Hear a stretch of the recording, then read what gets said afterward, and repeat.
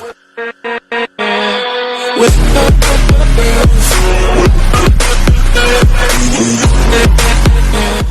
up, guys? It's your boy Ash, guys. I'm coming back again with this time with a review of One Piece chapter 990, One Man Army. And this chapter this week was a really intense chapter. We start off with a lot of action right out the gate here. A lot goes on. We're bounced back and forth between scenes. We see a whole bunch of different parts of this chapter. So a lot of characters to get seen, a lot of dialogue, and a lot of things happening. So we're really starting to ramp things up in the finale of Wano Kuni, and I can't wait. This arc is getting even more insane. I can't wait. It's going to even get crazier, I'm sure. The real battle hasn't even started yet with Kaido and Luffy. So guys, we're in store for an awesome end to Wano Kuni. But in chapter 990, we start with Sasaki. So Sasaki, we haven't seen since Denjiro tied him up to that tree a while back when he came out as a vassal of Odin and betrayed the Tobiropo and but Kaido and the rest of Orochi's crew. So that was the last time we saw Sasaki. He was just tied up. So in this chapter, we saw that he has escaped. The thrust that Big Mom threw at Luffy a couple chapters back went so far that it destroyed the sacred tree, and you see in the background that a whole bunch of trees and buildings behind him were absolutely taken out. And so that's how Sasaki's rope was broken and he escaped. So he's communicating with a couple of his team members saying, what happened? Was this all Big Mom? Like, what kind of crazy attack from inside the dome does this, guys? And that's Big Mom for you. We know of reading Whole Cake Island and everything, that Big Mom's attacks go a long way when she blew a hole through that giant fish. Not the giant fish, but through King Bomb a while back. I mean, she has destructive power. She's a Yonko, and we know this. So Sasaki's like, man, that's crazy. And what is all that noise coming from up above? So that his team members start to fill him in that Kaido and the Minks are on the dome above fighting. So he's kind of getting the 101 on what's going on here, and that transitions us into the top of the dome where Kaido is. And we get a great still shot of Kaido, full dragon form, looking down, biding his time, waiting for his opportunity to jump in. And in the same way, the vassals of Odin are doing the same thing. So both sides' leaders are at a standstill. They're waiting to see what happens, while Jack and his crew and a number that he brought are doing battle with the Minks, full Sulong form, and it's getting crazy. We see nothing but lightning and people jumping around, and the Minks are zapping everybody. They're climbing all over the number guy who's there, and they're using their lightning, their electro powers. They're taking out a lot of the fodder that's around, and we knew this. I mean, the Minks are stronger than probably most of the fodder that is on Kaido's crew, so they're handling business there. But Jack steps in, and he starts to swing his trunk around, and he's knocking some of these Minks out, like just completely knocking them out. And one of them lands in front of Kinemon. And this is a great scene that we see with Kinemon's eyes, and he's got those dark lines over his eyes. He looks very intense, and Jack sees the same thing, and they make eye contact. Kinemon goes to grab his sword when all of a sudden two hands grab his shoulders, and we see we don't get to see the actual revelation of Sulong, Nekomamushi, and Inurashi, but we see the silhouette of them, and they look crazy intense. Guys, I'm so excited to see what they actually look like in their Sulong form, but their hair is crazy. They have the jagged teeth. They've got the claws. They're ready for business. You see steam coming out of Nekomamushi's mouth. They look badass with a full moon above them, guys. They're at full Sulong strength.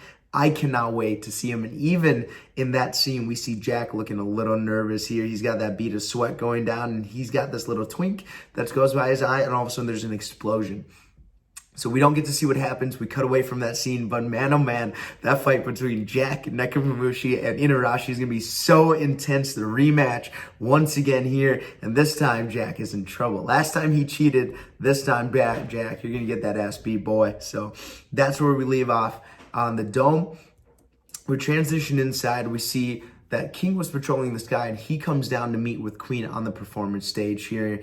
And Queen's trying to gather what's going on. He notices the samurai below are the ones from the prison yard. He's like, what is going on? I got that message from Baba Banuki saying everything's all right. Like, definitely things aren't going all right. Our communication is down. And King throws in a great one-liner. He's like, Don't worry, I didn't worry about it anyways. You were useless from the beginning. So the squabbling between King, Queen, and Jack continues. They're hilarious guys because they all just bicker with each other. But I think at the end of the day, they got each other's backs. So they're communicating about that. And King wants a report from the Tobiropo. He tells them, like, hey guys, we are in a crazy situation. Things are going down. We are no longer having the competition to find Yamato and to challenge one of the calamities. Instead, your new mission is to stop anyone, no matter what means you need, from getting to the top of the dome to Kaido. So that's the Tobiropo's new mission.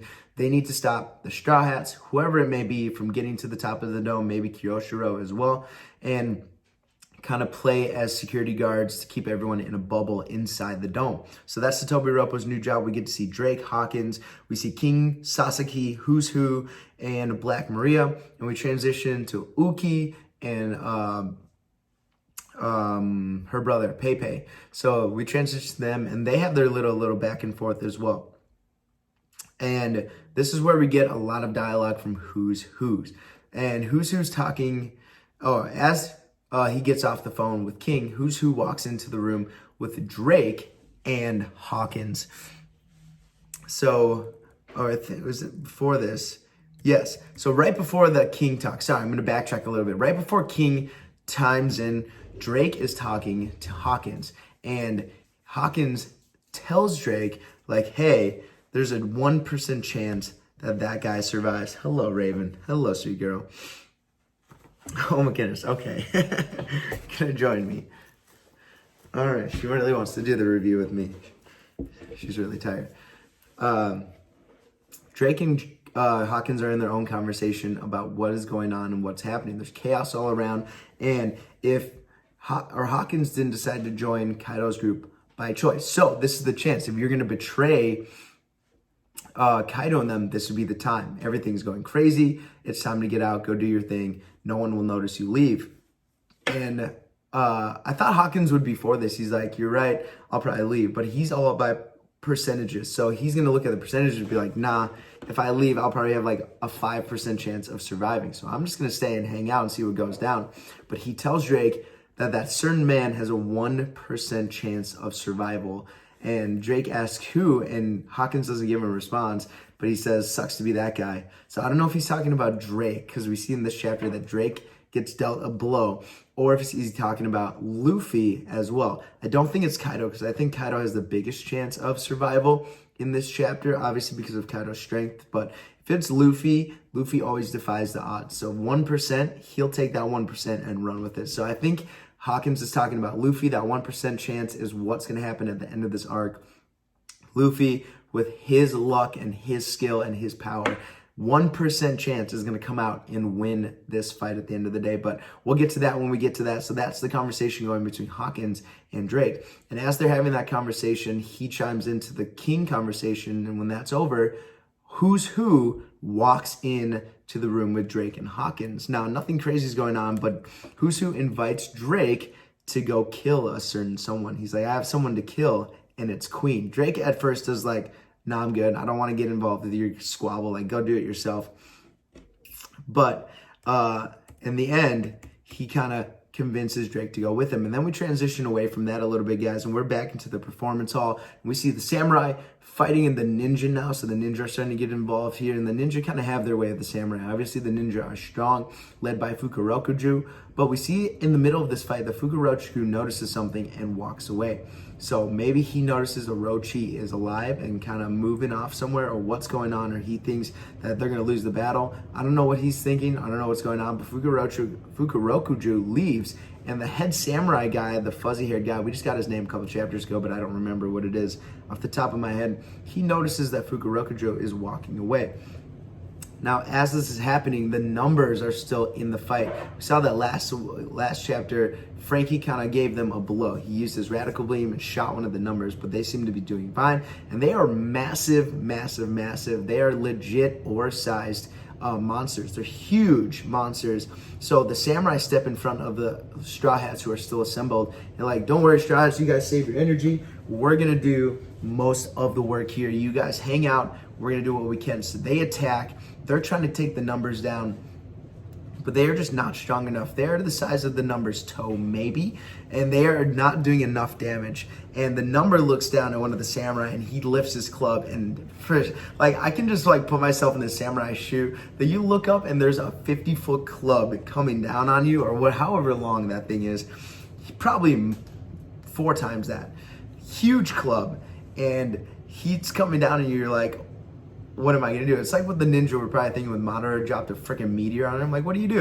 You know, I can't run away from that. So he's probably accepting death at that point. And luckily, Zoro jumps in and cuts the club in half. Zoro again with another feat. Obviously, it probably wasn't that hard, but Zoro one-handed style, and his swords are back on his right side. For everyone saying it's right side, left side, he's not taking this dude seriously if it's on the right side. So he's back on the right side. He's toying around with these guys. He'll probably go back to the left if he faces Kaido or someone like that. So the Straw Hats jump in like, don't worry, guys, we got this. This is going to be too hard. And the other Straw Hats chime in. The confidence is still there. You can see it in their eyes here. They're like, we've dealt with an Oris-sized guy before, and we barely won that one. And Luffy's like, this is a different time. And we get broke with the laugh and everything. And Luffy immediately goes gear forth to take on the big boys. He goes straight bounce man here. And as he goes bounce man, he's about to attack the numbers.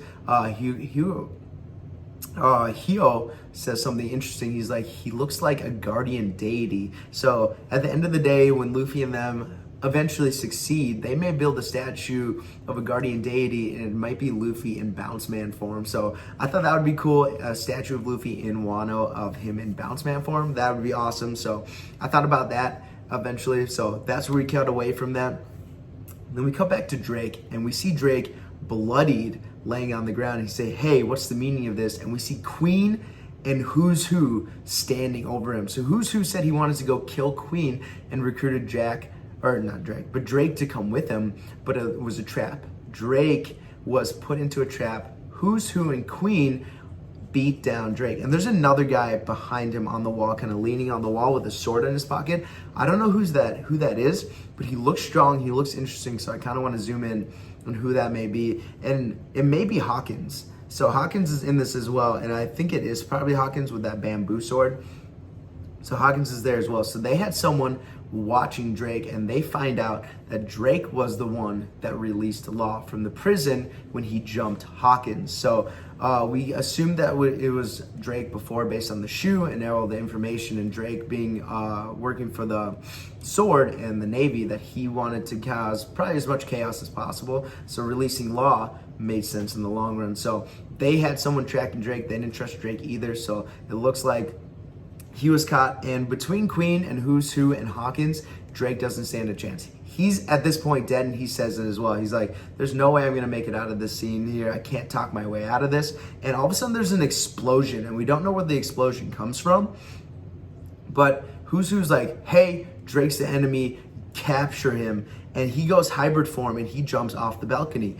And perfect timing, he goes Excalibur on one of the numbers, as Luffy does Bounce Man, Gummo Gummo, what is it? I think it's Kongun. So he does Kongun on one of the numbers, and Drake does Excalibur on the other. I don't know if Luffy saw this coming, if he used his future sight. So he takes out one, and Drake takes out the other. And in this moment, Drake calls out to Luffy. He's like, hey, Luffy, I'm a one-man army. I'm on my own. Please let me join your alliance. And that's where the chapter ends, guys. Such a cool way to end this chapter. A lot going on. There was so much action, so much dialogue, so many things happening all at once, guys. And it's really fun to try to keep track of it all, see who's where and where is everybody hanging out. So Drake finally asked Luffy to join the alliance. Now we'll see what Luffy does. Luffy's been known to not accept help very well. He does with people he trusts and knows very well, but he doesn't know Drake that well. He hasn't talked to Drake pretty much ever or at all.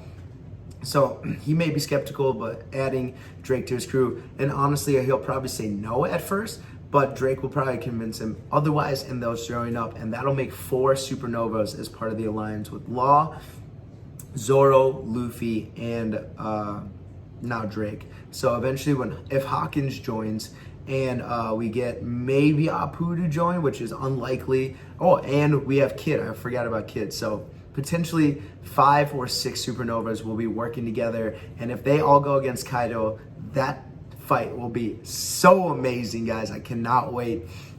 It probably rivaled the fight with Bullet and the Supernovas. That was a fun fight to watch when he was in his normal form. When he goes super mech, it gets dumb. But when he's in his normal form and we get that burst of King's Hockey between Bullet and Luffy, that was really cool. So I kind of want to see something like that where the Supernovas kind of get their turns to go after Kaido.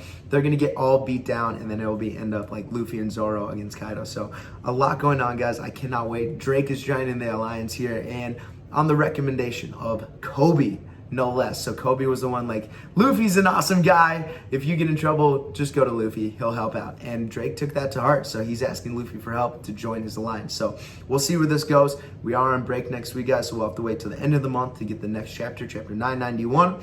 At this pace, we may get to chapter 1000 by the end of the month. I hope so. There aren't any 2-week breaks anymore that I know of. I know we have holidays and stuff coming up, so we'll see.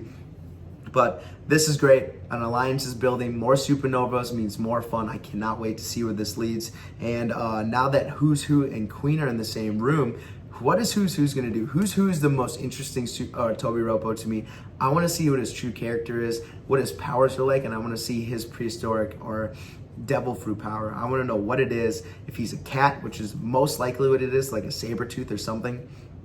I think that's what most people are predicting. It's going to be the saber-tooth fruit. So I cannot wait to see Who's Who's power. I think he's such a badass. His design is awesome. So I'd love to see a fight between him and Queen, or Drake and Who's Who as well, since he has kind of a bickering with Drake. I would love to see it, guys. So comment below. What was your favorite part of chapter 990 here? What are your thoughts on Who's Who? Whose side is he really on? Is he on the side of Kaido and Queen and the rest of the calamities? Is he full Kaido, or is he right in between? He doesn't care. He just wants to cause chaos and fight and be powerful and win. So I cannot wait. And is Luffy gonna accept Drake as part of the alliance here, guys? So comment below with your thoughts on that. Don't forget to like, subscribe, all the good stuff. And I'll be back again next week with another review, another live reaction of One Piece. Well, not next week, following week, the 27th, guys. So look forward to that. Your boy Ash is out. Peace. Have a fantastic day, guys.